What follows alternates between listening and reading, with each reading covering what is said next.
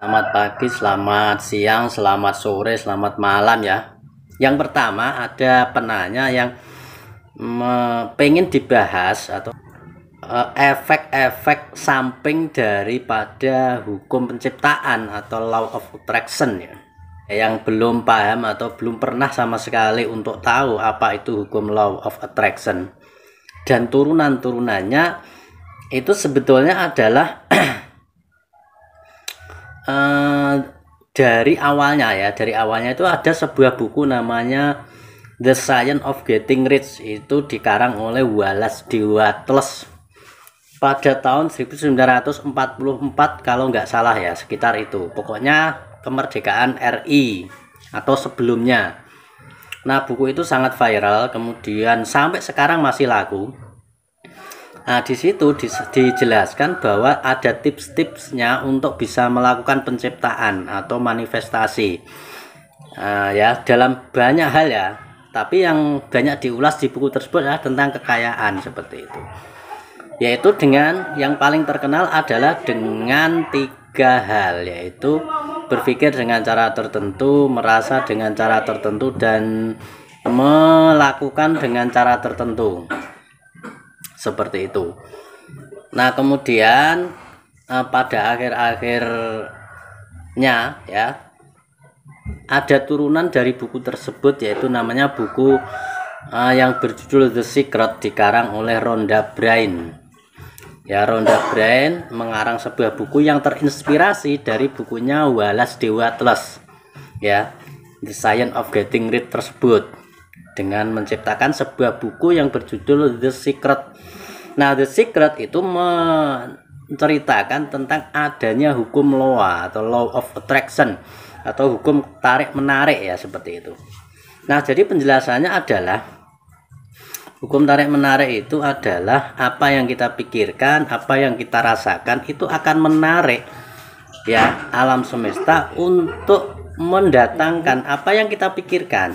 Makanya kemudian ada istilah impian atau mimpi.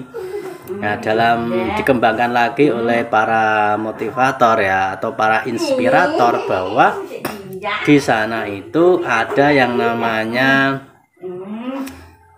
mindset ya. Buku The Secret itu mensejarahkan atau menceritakan adanya hukum law of attraction atau hukum tarik menarik yang digunakan oleh banyak sekali motivator, banyak sekali inspirator untuk melakukan sebuah penciptaan atau disebut dengan ilmu loa, istilahnya seperti itu ya. Silakan Anda googling, Anda tonton di Facebook atau di YouTube ya. Banyak sekali di situ dijelaskan apa itu hukum loa ya. Terus kemudian ada kaitannya lagi dengan muncul ilmu pemberdayaan diri, itu masih terkait dengan loa sebetulnya ya. Cuman bedanya kalau ilmu loa itu dia membahas tentang alam semesta, adanya hukum di alam semesta ini. Kalau biasanya ilmu-ilmu mindset itu terfokus pada manusia. Contohnya adalah di buku-buku Kuantum Ikhlas, contohnya seperti itu ya. R.B. Sentanu yang penciptanya adalah R.B. Sentanu, itu menyatakan bahwa apa yang kita pikirkan, apa yang kita rasakan itu seperti remote control yang akan merubah atau menggerakkan hukum tarik menarik di alam semesta atau hukum luar tadi untuk bekerja, merealisasikan apa yang ada di dalam pikiran dan perasaan kita, seperti itu. Makanya kemudian ada visualisasi, ada teknik afirmasi, ada teknik fokus atau atensi dan sebagainya. Itu semua adalah metode-metode yang terkait ke sana, seperti itu. Nah, kemarin di YouTube saya itu ada yang ingin dibicarakan bukan soal itu ya, tapi soal tentang ada resikonya enggak, misalkan seperti itu. Ada resikonya enggak orang yang melakukan loa atau melakukan berusaha untuk melakukan penciptaan seperti itu? Tentunya ada ya, tentunya ada. Efek negatifnya, kalau dibilang negatif ya bisa dibilang negatif. Tapi sesuatu hal di dunia ini ya bukan negatif, bukan positif. Ya seperti itu ya. Nah, itu bisa dianggap negatif atau bisa dianggap positif, terserah orangnya yang menganggap ya. Tapi yang jelas itu adalah efek samping. Nah, efek sampingnya itu seperti ini ya. Jadi ketika kita misalkan contoh saya atau Anda itu misalkan penghasilannya 3 juta ya. atau 1 juta, katakanlah seperti itu. Nah, ibarat Anda itu di alam energi atau di alam kalau orang Jawa itu menyebutnya itu balung ya. Makanya disebut dengan ada istilah-istilah orang Jawa itu, kami itu balung kere, nggak mungkin kaya, misalkan seperti itu. Itu juga ada benarnya sebenarnya. Balung di sini yang dimaksud adalah takaran atau wadah energi masalah kerezekian kita, sebetulnya seperti itu. Itu akan dianggap atau diilustrasikan seperti tulang. Balungmu cilik kok, misalkan tulangmu tuh kecil, nggak mungkin kamu bisa mengangkat 1 miliar gitu, misalkan seperti itu ya. Nah, itu ada benarnya. Cuman di dalam ilmu loa itu bisa diedit ya, tulang itu bisa diedit, dibesarkan, wadahnya dibesarkan, itu bisa gitu. Nah, tetapi memang ada efek sampingnya atau ada resikonya ya. Jadi kehidupan itu tidak ada yang salah benar ya. Yang ada adalah hukum sebab akibat, hanya konsekuensi, nah itu ya, hanya konsekuensi, adanya itu konsekuensi. Jadi tidak ada salah benar, adanya hanya konsekuensi. Nah, konsekuensinya apa ketika kita itu pengen mengupgrade dengan ilmu loa atau dengan ilmu mindset atau dengan apapun ya jenisnya ilmu penciptaan, intinya ingin merubah lah, merubah nasib, merubah keadaan, merubah yang saya sakit jadi sehat, merubah itu semua itu ada konsekuensinya atau ada pertukaran energinya ya. Jadi konsekuensi itu terbentuk gara-gara ada pertukaran energi, seperti ada keseimbangan di sana. Jadi di alam semesta itu nggak ada yang gratis, semua itu berbayar. Misalkan Anda itu adalah motor, misalkan ya, motor kepengen mengangkat 1 ton, tentunya motor itu harus dijual dan kemudian kita kerja keras lagi sampai kita mendapatkan mobil yang untuk mengangkat 1 ton. Nah, otomatis itu ada pertukaran energi ya. Bagaimana kita mampu mengangkat 1 ton dengan kerja keras kita seperti itu, yang asalnya hanya muat untuk misalkan 1 kuintal, kemudian kita upgrade menjadi 1 ton seperti itu. Nah, disitulah muncul resiko ya. Nah, salah satu resikonya kita nggak tahu ya, tapi kita tidak bisa menilai resiko itu seperti apa, karena datangnya itu bukan dari pilihan kita. Misalkan begini ya, kalau kita misalkan penghasilan 3 juta misalkan, kepengen 100 juta atau 50 juta, di samping kerja keras, di samping kita itu benar-benar fokus ya, salah satu resiko yang sangat mungkin terjadi adalah kegagalan seperti itu. Jadi kegagalan itu ya, dalam tataran energi atau dalam pembahasan seperti hukum loa tadi, itu adalah sebuah pertukaran energi. Jadi kalau Anda gagal itu sebetulnya keberhasilan yang tertunda atau sesuatu hal yang digunakan oleh semesta atau alam untuk membayar apa yang Anda inginkan tadi, misalnya seperti itu. Contoh ya, Anda kepengen melompati pagar setinggi 3 meter padahal Anda itu berjarak 10 meter. Bagaimana caranya bisa melompati pagar 3 meter? Anda harus mundur sepanjang sejauh-jauhnya. Jadi kemunduran ini harus terjadi dulu, kegagalan misalkan, atau kena masalah apa gitu kan, sampai sangat panjang baru bisa Anda lari untuk naik gitu. Nah, jadi kadang-kadang makanya itu harus, kalau kita tidak seimbang ya, nah kegagalan atau masalah itu terjadi di dalam sebuah usaha itu disebabkan karena impian kita kadang-kadang terlalu tinggi sebetulnya. Jadi kita kepengen 50 juta atau 100 juta atau 1 miliar, padahal gaji kita cuma 3 juta awalnya gitu kan. Kepengen upgrade naik, nah otomatis kita akan rontok dulu seperti itu. Di-upgrade semua. Ya bentuknya ya nanti kegagalan itu salah satunya ya. Ada masalah, ada kegagalan, entah masalah kegagalan dalam hal bisnis atau kegagalan di hal lain seperti itu.